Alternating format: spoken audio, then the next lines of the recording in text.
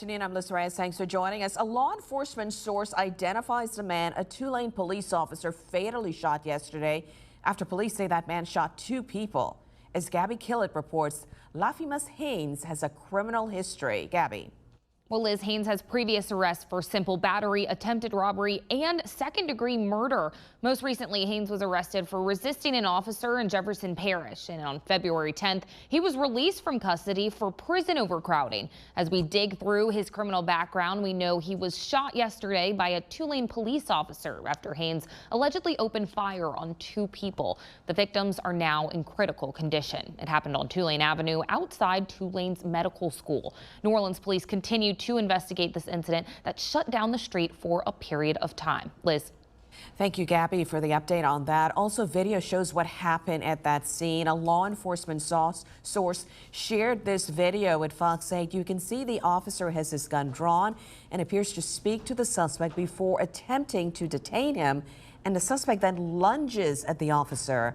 Another officer approaches with her gun drawn. She gets closer and fires a shot at the suspect.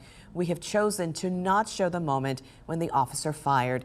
After the initial shot, the suspect in the video appears to continue to wrestle with the officer, and the video then shows the female officer fired two more shots. Police say the suspect later died.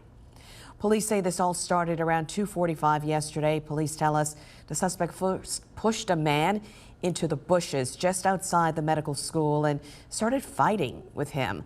They say the surveillance video shows the suspect get up, fire at the victim on the ground, and then shoot at a Tulane maintenance worker who was just passing by. The suspect then crosses the street towards the medical center when the Tulane police officer shoots him.